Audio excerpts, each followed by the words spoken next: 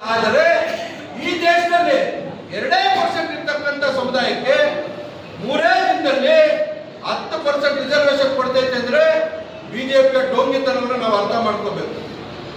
ನಾವು ಹಿಂದೂಗಳೇ, ನಾವು ಕೂಡ ನಾವೇನು ಬೇರೆಯವರಲ್ಲ. ಇಲ್ಲಿ ದೇಶದಲ್ಲಿ ಬರೀ ರಾಮನ ಜಪ ಹಿಂದೂ ಜಪ ಮಾಡ್ಕೊಂಡು ಅಧಿಕಾರ ಬರ್ತಾ ಇರ್ತಕ್ಕಂಥದ್ದನ್ನು ನಾವು ಖಂಡಿಸಬೇಕಾಗ್ತೈತೆ. ಉತ್ತರ ಪ್ರದೇಶದಲ್ಲಿ ಒಬ್ಬ ವಾಲ್ಮೀಕಿ ಹೆಣ್ಣುಮಗಳ ಮೇಲೆ ಅತ್ಯಾಚಾರ ಆಯಿತು. ಅವತ್ತು ಯಾರು ಭೇಟಿ ಕೊಡಲಿಲ್ಲ. ಭೇಟಿ ಕೊಟ್ಟಿದ್ದು ಒಬ್ಬರು ಪ್ರಿಯಾಂಕಾ ಗಾಂಧಿ ಮೇಡಮ್ ಅವರು ಹೋದ್ರು. ಅವ್ರ ಮನೆಗೆ ಹೋಗಿ ಭೇಟಿ ಕೊಟ್ಟು ಯಾಕೆ ಯಾರು ಹೋಗಲಿಲ್ಲ ಬಿಜೆಪಿ ಅವರ ಮನೆಗೆ? ಯಾರು ಕೂಡ ಇದನ್ನು ನಾವು ಅರ್ಥ ಮಾಡ್ಕೋಬೇಕು. ಬಿಜೆಪಿಯನ್ನ ಬರೀ ಹಿಂದುತ್ವನ ಭಾವನೆಗಳನ್ನ ಬಳಸ್ಕೊಂಡು ಕಟ್ತಕ್ಕಂಥದ್ದು, ಭಾವನೆಗಳನ್ನ ಬಳಸ್ಕೊಂಡು ಧರ್ಮಗಳ ಬೆಂಕಿ ಇಡ್ತಕ್ಕಂಥ ನೀಚ ಬುದ್ಧಿಯನ್ನು ನಾವು ಅರ್ಥ ಮಾಡ್ಕೋಬೇಕು. ಇವತ್ತು ನಮ್ಮ ಕಾಂಗ್ರೆಸ್ ಸರ್ಕಾರ ಬಂದ ಮೇಲೆ 5 ಗ್ಯಾರಂಟಿಗಳನ್ನು ಕೂಡ ನಾವು ಕೆಲವರು ಹೇಳ್ತಾ ಇದ್ದಾರೆ, ಯಾರಿಗೆ ಕೊಡ್ತಾ ಇದ್ದಾರೆ, ಎಲ್ಲಿಗೆ ಹೋಗ್ತಾ ಇದೆ 5 ಗ್ಯಾರಂಟಿ ಅಂತ ಮೂರ್ತಿಗೆ ಹೇಳಿಕ್ಕೆ ಇಚ್ಛೆ ಪಡ್ತೇನೆ. 5 ಗ್ಯಾರಂಟಿ ಯಾರಿಗೆ ಹೋಗ್ತಾ ಇದೆ ಅಂದ್ರೆ ಹಸಿದ ಅನ್ನ ಇದೆ ಇರ್ತಕ್ಕಂಥ ಮನೆಗೆ ಇವತ್ತು ಅನ್ನ ಹೋಗ್ತಾ ಇರ್ತಕ್ಕಂಥದ್ದು. ಯಾರು ಈ ರಾಜ್ಯದಲ್ಲಿ ನಾವೇನಾದ್ರೂ ಕೋಲಾರಿಂದ ಊರಿಗೆ ಹೋಗ್ಬೋದು, ಊರಿಂದ ಕೋಲಾರ ಬರ್ಬೋದು ಅಂತಕ್ಕಂಥ ವಾತಾವರಣ ಇದ್ದಂತ ಸಂದರ್ಭದಲ್ಲಿ ಈ ಕೋಲಾರನ ಲಾಸ್ಟ್ ಕಡೆ ಬಾರ್ಡರಿಂದ ಹಿಡಿದು ಕರ್ನಾಟಕದ ಕಡೆ ಬಾರ್ಡರ್ವರೆಗೂ ಯಾವುದೇ ಹೆಣ್ಮಕ್ಳು, ಯಾವುದೇ ಜಾತಿಯವರು, ಬಡವರು, ಶ್ರೀಮಂತರು ಯಾರಾದ್ರೂ ಪ್ರಯಾಣ ಮಾಡ್ತಕ್ಕಂಥ ಉಚಿತವಾಗಿ ಪ್ರಯಾಣ ಮಾಡ್ತಾ ಇದ್ದಾರೆ ಅಂದ್ರೆ ಅದು ಕೊಟ್ಟಿರ್ತಕ್ಕಂಥದ್ದು ಕಾಂಗ್ರೆಸ್ ಸರ್ಕಾರ. ಮನೆ ಒಡತಿ, ಮನೆ ಖರ್ಚಿಗೆ 2,000 ಕೊಟ್ಟಿರ್ತಕ್ಕಂಥದ್ದು ಕಾಂಗ್ರೆಸ್ ಸರ್ಕಾರ. ಮೋದಿ ಅವರು ಹೇಳಿದ್ರು ನಿರುದ್ಯೋಗ ಇದೆ ಅಂದ್ರೆ ಪಕೋಡ ಮಾರಲಿ, ಬಣ್ಣ ಮಾರಲಿ ಅಂತ.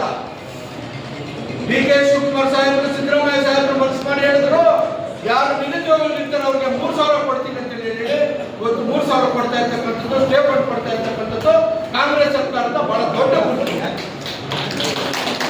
200 ಯೂನಿಟ್ ಕರೆಂಟ್ ಫ್ರೀ ನಾವು ಹೇಳ್ದಂಗೆ ಮಾಡಿದ್ದೇವೆ. ಬಿಜೆಪಿ ಅವರು ಎಲ್ಲಾ ರಾಜ್ಯದಲ್ಲೂ ಕೂಡ ಭರವಸೆ ಕೊಟ್ಟವ್ರೆ. ಯಾವ ರಾಜ್ಯದಲ್ಲಿ ಒಂದೇ ಒಂದು ಕಡೆ ಭರವಸೆ ಈಡೇರಿಸಿದ್ರೆ ಹೇಳ್ರಿ. ಇವತ್ತು ಬಿಹಾರ 10,000 ಹೆಣ್ಮಕ್ಳು ಕೊಟ್ಬಿಟ್ಟು ಮತ್ತೆ ನೋಟಿಸ್ ಕೊಟ್ಟಾರೆ, ವಾಪಸ್ ಕೊಡ್ರಿ ಅಂತ. ಕರ್ನಾಟಕ ರಾಜ್ಯದಲ್ಲಿ ಬಡವರು ಕೊಟ್ಟಿರ್ತಕ್ಕಂಥದ್ದು ಒಂದೇ ಒಂದು ವಾಪಸ್ ಕೊಡ್ತಿರ್ತಕ್ಕಂಥ ಒಂದು ನಿದರ್ಶನ ಕೂಡ ಇಲ್ಲ. ಇವತ್ತು ಕಾಂಗ್ರೆಸ್ ಸರ್ಕಾರವನ್ನ ನಾವು ಯಾಕೆ ಪುನಃ ತರಬೇಕು ಅಂತಕ್ಕಂಥ ನಿಟ್ಟಿನಲ್ಲಿ ಇವತ್ತು ಇಲ್ಲಿ ಸಂಘಟನೆ ಮಾಡ್ತಾ ಇರ್ತಕ್ಕಂಥದ್ದು. ಉಳುವವನ ಹೊರಗಡೆಯ ಇಂದಿರಾ ಗಾಂಧಿ ಕೊಟ್ಟಿರ್ತಕ್ಕಂಥ ಭೂಮಿಯಲ್ಲಿ ಇಲ್ಲಿರ್ತಕ್ಕಂಥವರೆಲ್ಲರೂ ಕೂಡ ಫಲಾನುಭವಿಗೆ ನಾವು 1 ಗುಂಟೆ ಬಂದಿದ್ಯೋ, 1 ಎಕರೆ ಬಂದಿದ್ಯೋ, 10 ಎಕರೆ ಬಂದಿದ್ಯೋ, ಆ ಭೂಮಿನೇ ಇಲ್ಲ ಅಂದಿದ್ದೀರ ನಾವು ಸ್ವಾಭಿಮಾನದ ಜೀವನ ನಡೆಸಕ್ ಆಗ್ತಾ ಇರ್ಲಿಲ್ಲ. ನಾವು ಸ್ವತಂತ್ರ ಬದುಕನ್ನು ಕೂಡ ಕಟ್ಕೊಳ್ಳಿಕ್ಕೆ ಆಗ್ತಾ ಇರ್ಲಿಲ್ಲ. ಇಂಥ ಸಂದರ್ಭದಲ್ಲಿ ಕಾಂಗ್ರೆಸ್ನ ಹೆಜ್ಜೆ ಗುರುತುಗಳನ್ನು ನಾವು ಮೆಲುಕಾಕ್ತಕ್ಕಂಥ ಪ್ರಯತ್ನ ಮಾಡಬೇಕು.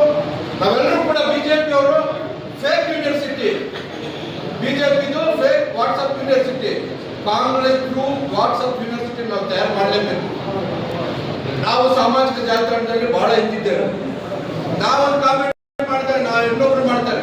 ನಾವು ಒಂದಕ್ಕೊಂದು ಜೋಡಿಸಿ ಕಾಂಗ್ರೆಸ್ ಪಕ್ಷವನ್ನು ಕಟ್ಟತಕ್ಕಂಥ ಪ್ರಯತ್ನ ಮಾಡಬೇಕು.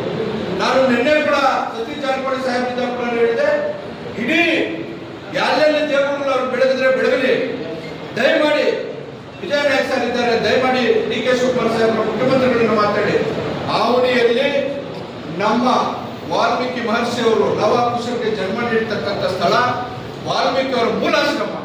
ಅದನ್ನೇ ನಾವು ಅಭಿವೃದ್ಧಿ ಮಾಡಿ ತಳ ಸಮುದಾಯಗಳನ್ನ ನಮ್ಮೊಟ್ಟಿಗೆ ಕರ್ಕೊಂಡು ಹೋಗ್ತಕ್ಕಂಥ ಪ್ರಯತ್ನ ಮಾಡ್ಬೇಕಂತಕ್ಕಂಥದ್ದು ಕೂಡ ಹೇಳ್ತಾ ಇದ್ದೀವಿ. ಗೌತಮಣ್ಣವರು ಕೂಡ ನಾವು ಸರ್ಕಾರದ ಮಟ್ಟದಲ್ಲಿ ಚರ್ಚೆ ಮಾಡಿ ನಮಗೆ ಅನುಕೂಲ ಮಾಡಿಕೊಡ್ಬೇಕು. ಅವನಿ ನಮಗೂ ಕೂಡ ಭಾವನಾತ್ಮಕವಾಗಿರ್ತಕ್ಕಂಥ ಜಾಗ, ನಮಗೂ ಕೂಡ ಭಾವನಾತ್ಮಕವಾಗಿರ್ತಕ್ಕಂಥ ಜಾಗ. ಹಾಗಾಗಿ ಎಲ್ಲವನ್ನೂ ಕೂಡ ನಮಗೆ ಪ್ರತಿ ವರ್ಷವೂ ಕೂಡ ನಾವು ವಾಲ್ಮೀಕಿ ಜಯಂತಿ ಸರ್ಕಾರ ಘೋಷಣೆ ಮಾಡಕ್ ಬಂದು ನಾವು ವಾಲ್ಮೀಕಿ ಜಯಂತಿ ಅಲ್ಲೇ ಮಾಡ್ತೇವೆ. ಎಲ್. ಆವೂರು ಸಾಹೇಬರು ಬರ್ತಾ ಇದ್ರು, ಸಾಲಿಕಪ್ಪ ಅವರು ಬರ್ತಾ ಇದ್ರು, ಕೃಷ್ಣಸ್ವಾಮಿ ಅವರು ಬರ್ತಾ ಇದ್ರು, ಅತಿರಥ ಮಹಾರಾಜರು ಕೂಡ ಅಲ್ಲಿಗೆ ಕರೆದು ನಾವು ಜಯಂತಿ ಮಾಡ್ತಾ ಇದ್ವಿ. ದಯಮಾಡಿ ಇದನ್ನು ಸರ್ಕಾರದ ಮಟ್ಟದಲ್ಲಿ ಮಾತಾಡಬೇಕು, ಸರ್ಕಾರದ ಮಟ್ಟದಲ್ಲಿ ಮಾತಾಡಿ ನಮ್ಮ ಸಮುದಾಯಕ್ಕೆ ಅನುಕೂಲ ಮಾಡಿಕೊಡ್ಬೇಕಂತ ಹೇಳಿ ನನ್ನ ಪ್ರಾಸ್ತಾವಿಕ ಮಾತುಗಳನ್ನ ತಿಳಿಸ್ತಾ ಇದ್ದೇನೆ.